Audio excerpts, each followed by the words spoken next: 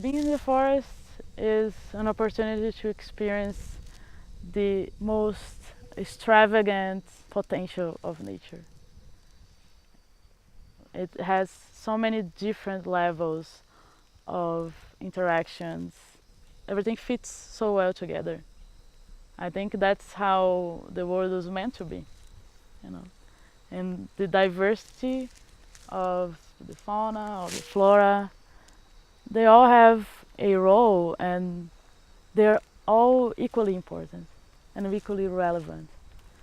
So I look to the forest to find hope for humanity, you know. I look to the forest to help me imagine the world I want to live in. And yeah, the forest teaches me how to dream.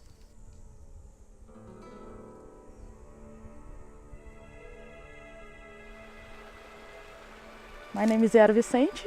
I am originally from Rio Branco, Acre, which is a city in the heart of the Brazilian Amazon. And I first got involved with the environmentalist cause because I grew up during an historical movement for the Brazilian social environmentalism. That was my very first school of international and public affairs. It was with the Robert Tapper movement, with simple people that invented politics in a way that dialogued with the forest and everything it has to offer.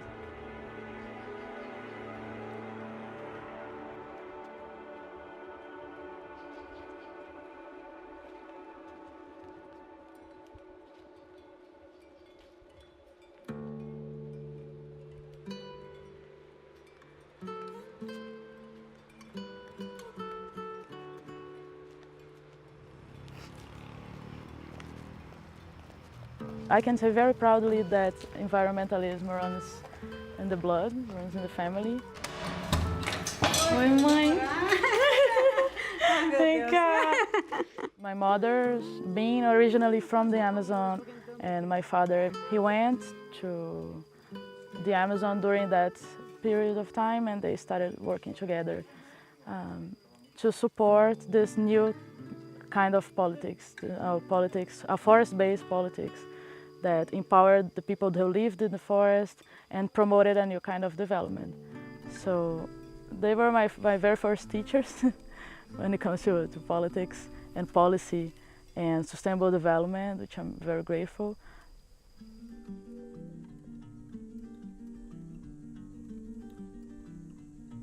Policy became sort of a part of my childhood, witnessing people shaping policy according to forest values. And I grew up wanting to honor that legacy.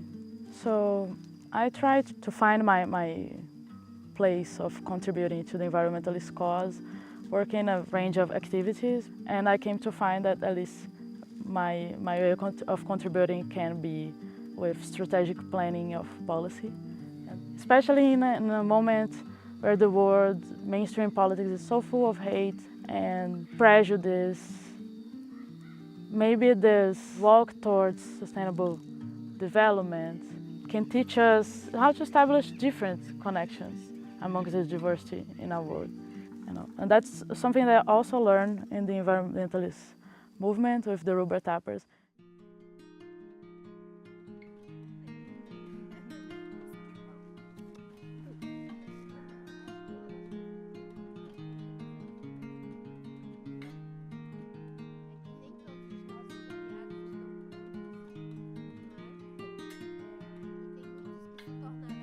A process started by one of their leaders, Chico Mendes. The process that he started brought some of the greatest minds of the century to look at one corner in the Amazon, you know, to one tiny river and to the struggle that people considered less important by many. E acho que a grande contribuição que o movimento dos seringueiros, dos índios do Acre e o Chico Mendes deram para essa luta da preservação foi juntar meio ambiente e justiça social, com a ideia do socioambientalismo, né, que até então parecia que as coisas eram apartadas, né? E a partir desse processo, a gente passou a ter uma visão da sustentabilidade em várias dimensões, não é? Na dimensão econômica, na dimensão social, na dimensão cultural e ambiental. Acho que já deu de ficar pensando a sustentabilidade como um ideal, uma utopia. Eu, pelo menos, quero morrer já vivendo num mundo, pelo menos, mais ou menos sustentável, né?